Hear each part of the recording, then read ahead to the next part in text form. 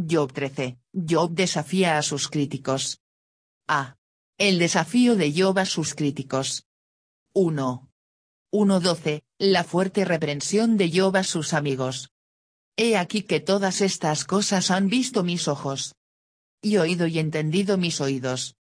Como vosotros lo sabéis, lo sé yo. No soy menos que vosotros. Mas yo hablaría con el Todopoderoso. Y querría razonar con Dios. Porque ciertamente vosotros sois fraguadores de mentira. Sois todos vosotros médicos nulos. Ojalá callarais por completo. Porque esto os fuera sabiduría. Oíd ahora mi razonamiento. Y estad atentos a los argumentos de mis labios. ¿Hablaréis iniquidad por Dios? ¿Hablaréis por él engaño? ¿Haréis acepción de personas a su favor? ¿Contenderéis vosotros por Dios? ¿Sería bueno que él os escudriñase? ¿Os burlaréis de él como quien se burla de algún hombre? Él os reprochará de seguro. Si solapadamente hacéis acepción de personas. De cierto su alteza os habría de espantar.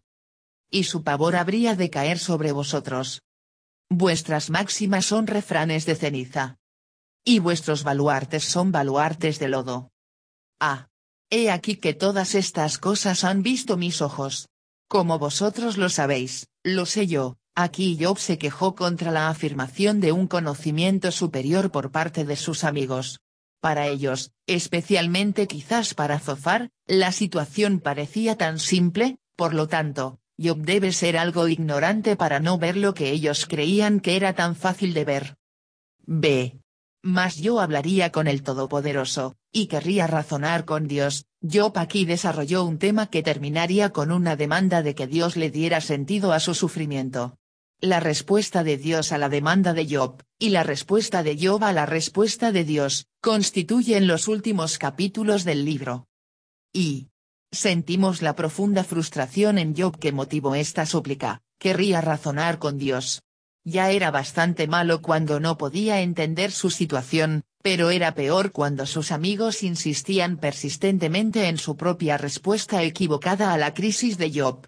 Más que nada, era su insistencia lo que impulsaba a Job a exigir una respuesta, y vindicación con ella, de Dios. C. Porque ciertamente vosotros sois fraguadores de mentira, sois todos vosotros médicos nulos. La misma frustración devastadora que llevó a Job a desear estar muerto, ahora lo lleva a una amarga respuesta a las acusaciones de sus amigos. Y podemos simpatizar con la situación y la agitación de Job, al mismo tiempo que reconocemos que somos llamados a un estándar mejor que el de Job. No paguéis a nadie mal por mal, Romanos 12:17, véase también 1 Pedro 2:21-23. D. Hablaréis iniquidad por Dios. ¿Contenderéis vosotros por Dios? Los amigos de Job tenían mucha confianza en su capacidad para hablar por Dios, pero como lo que decían no era cierto, en realidad lo representaban inadecuadamente. Actuaban como abogados en nombre de Dios, pero como realmente no lo representaban, Job podía preguntar con razón, ¿sería bueno que él los escudriñase? Y Job les advirtió sobre mentir incluso mientras pronunciaban hermosas palabras en defensa de Dios. Si iban a defender el caso de Dios, era mejor que lo hicieran con honestidad. Dios los juzgaría por su engaño, aunque lo hicieran por él. Job 13:2.8-9. Smith. Él os reprochará de seguro, si solapadamente hacéis acepción de personas. La acepción de personas que mostraban los amigos de Job era hacia ellos mismos. Job sabía que nunca querrían ser tratados de la forma en que lo estaban tratando. Vuestras máximas son refranes de ceniza. Los amigos de Job afirmaban conocer la sabiduría y hablar sabiamente. Job desechó su supuesta guía como meras máximas. Su sabiduría no tenía sustancia, no tenía uso, y dejó a Job sintiéndose quemado, verdaderamente, refranes de ceniza. Y la idea es que los hombres pueden argumentar en defensa de Dios sobre líneas falsas, a través de un conocimiento limitado. Eso es exactamente lo que estos hombres habían estado haciendo. El resultado fue que fueron injustos con Job. No lo sabían, no pretendían que fuera así. Pero fue así. Morgan. 2. 13:19. La confianza de Job en Dios y su propia integridad. Escuchadme, y hablaré yo. Y que me venga después lo que viniere. Porque quitaré yo mi carne con mis dientes. Y tomaré mi vida en mi mano. He aquí, aunque él me matare, en él esperaré. No obstante, defenderé delante de él mis caminos. Y él mismo será mi salvación. Porque no entrará en su presencia el impío. Oíd con atención mi razonamiento. Y mi declaración entre en vuestros oídos. He aquí ahora, si yo expusiere mi causa. Sé que seré justificado. ¿Quién es el que contenderá conmigo? Porque si ahora yo callara, moriría. Escuchadme, y hablaré yo. Quizás en este punto los amigos de Job trataron de interrumpirlo, o dijeron sus propias palabras de protesta. Job exigió el derecho de terminar su declaración. B. He aquí, aunque él me matare, en él esperaré. Esta es la actitud que vemos en Job a través de sus crisis pasadas y presentes. No entendía nada de su situación y sentía que Dios estaba en su contra, no en su favor, como en Job 9:28 y 10:2.16-17. Al mismo tiempo, todavía podía exclamar, en él esperaré. Y no dependo más que de Dios, confío solo en él. Aunque él destruya mi vida con esta aflicción, esperaré que cuando me haya probado, saldré como el oro. Clarke.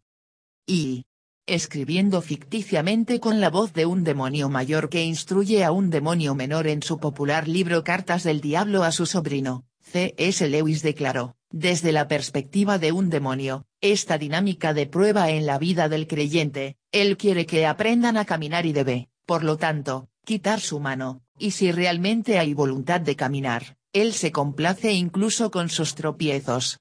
No te dejes engañar, orugario.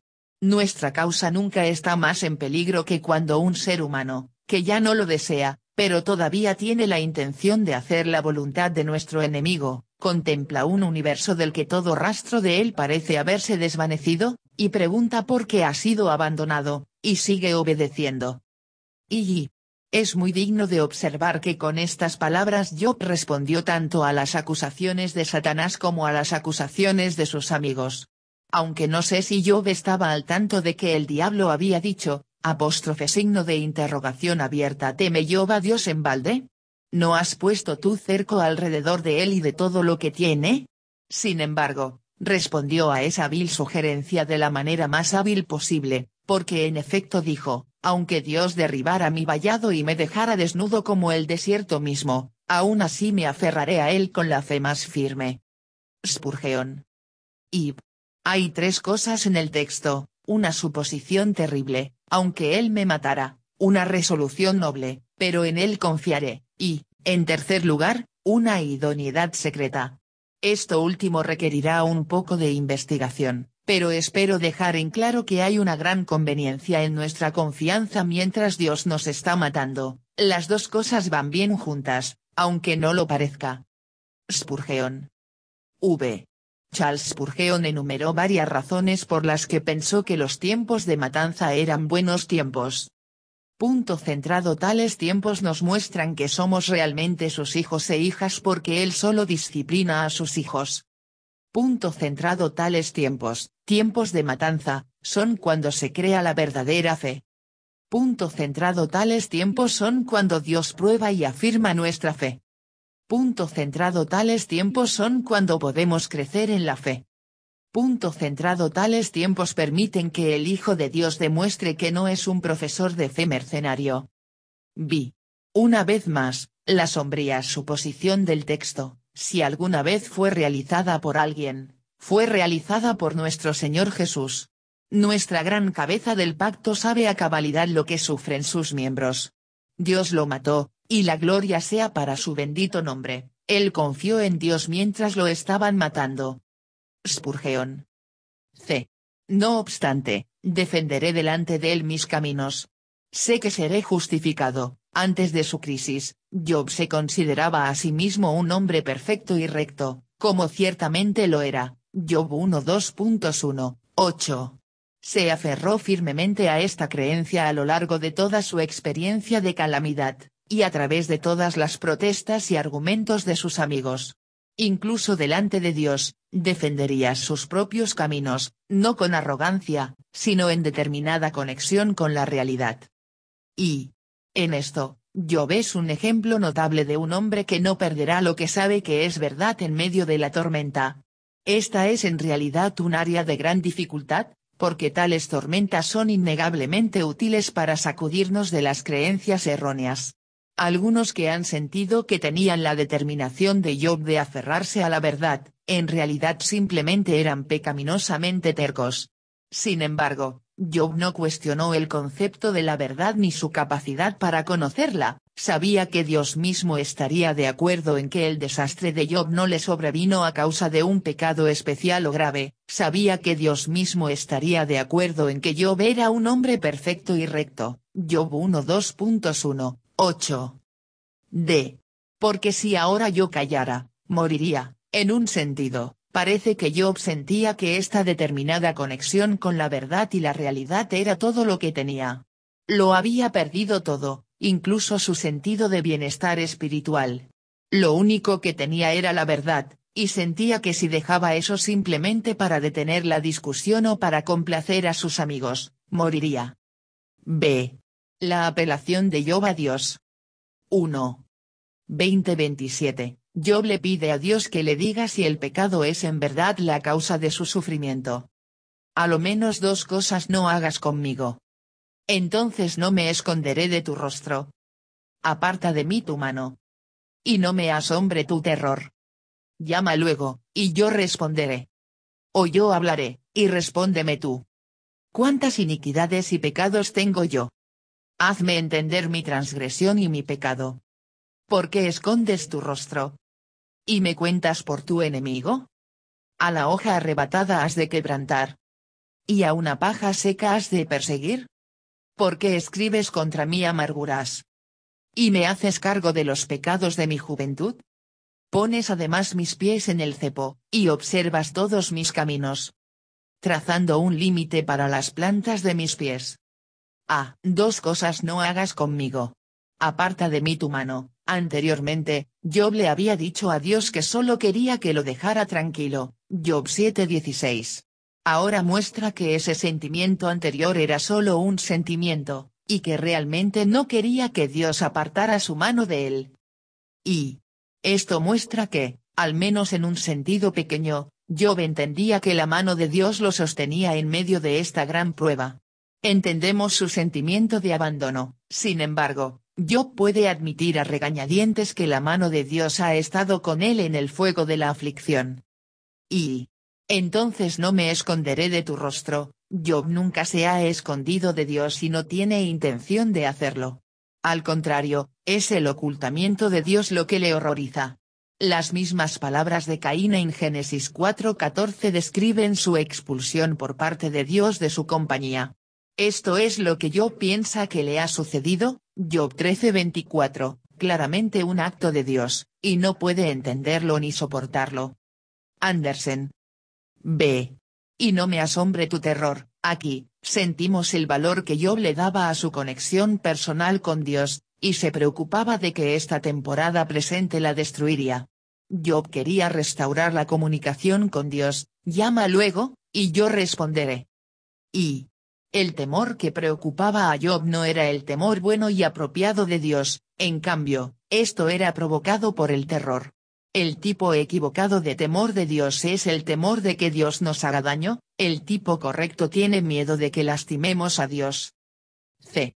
Hazme entender mi transgresión y mi pecado. Job se ha aferrado firmemente a su propia inocencia, en el sentido de que no había ningún pecado especial o severo que provocara su reciente cataclismo de sufrimiento, y a pesar de las elocuentes súplicas de sus amigos. Al mismo tiempo, permitirá la posibilidad de estar equivocado. Por lo tanto, hizo esta oración maravillosa, pidiéndole a Dios que le mostrara sus iniquidades y pecados. Y las palabras de Job aquí captan la actitud del posterior salmista: examíname, oh Dios, y conoce mi corazón, pruébame y conoce mis pensamientos, y ve si hay en mí camino de perversidad, y guíame en el camino eterno. Salmos 139 2.23-24. D. ¿Por qué escondes tu rostro, y me cuentas por tu enemigo? Nuevamente, sentimos la agonía de Job. Anhelaba recuperar la comunicación y la comunión con Dios, pero sentía que Dios se escondía de él y lo consideraba un enemigo. Y si Dios dejara de atormentarlo y se comunicara, Job sentía que todo terminaría bien. Smith. A la hoja arrebatada has de quebrantar, es una figura común la que usa, la de una hoja que va y viene. Fuertes ráfagas de viento, puede ser en otoño, cuando las hojas cuelgan ligeramente de los árboles, que caen en forma de lluvia a nuestro alrededor, bastante indefensas para mantener su propio curso, revoloteando en el aire de un lado a otro, como pájaros alados que no pueden guiarse por sí mismos, sino que son guiadas por cada ráfaga irregular que sopla sobre ellas, al final se hunden en el fango, para ser pisoteadas y olvidadas. Con ellas Job se compara a sí mismo, una cosa indefensa, sin esperanza, sin valor, débil, despreciada, que perece. Spurgeon. Oh hermanos míos, qué gran bendición es que se nos haga conocer nuestra propia debilidad. Vaciar al pecador de su locura, de su vanidad y de su arrogancia no es cosa fácil. Cristo puede fácilmente llenarlo de sabiduría y prudencia, pero vaciarlo, esta es la obra, esta es la dificultad. Spurgeon. ¿Por qué escribes contra mí amarguras, y me haces cargo de los pecados de mi juventud? Este es otro ejemplo de la verdad de que Job no creía estar libre de pecado. En cambio, reconocía los pecados de su juventud y temía que Dios ahora le estuviera cargando estos pecados. ¿Por qué escribes contra mí amarguras? Se ha hecho la sugerencia de que Dios es un médico, escribiendo una receta para una medicina amarga, o un juez, prescribiendo un castigo amargo, o registrando los amargos crímenes de Job. La escritura es el decreto asignando cosas amargas a Job. Pones además mis pies en el cepo, debido a que sentía que Dios estaba en su contra. Job se sentía completamente obstaculizado y cercado por Dios. Sentía como si sus pies estuvieran limitados y sus caminos vigilados de cerca. Trazando un límite para las plantas de mis pies, esto es literalmente, tú inscribes una huella en mis pies. Bullinger traduce, hacer tu marca en mis propios pies, y comenta, como dueños de ganado y camellos, etc., pon tu marca en la pezuña, para que pueda ser conocida y rastreada. 28. Job lamenta la fragilidad del hombre. Y mi cuerpo se va gastando como de carcoma. Como vestido que roe la polilla.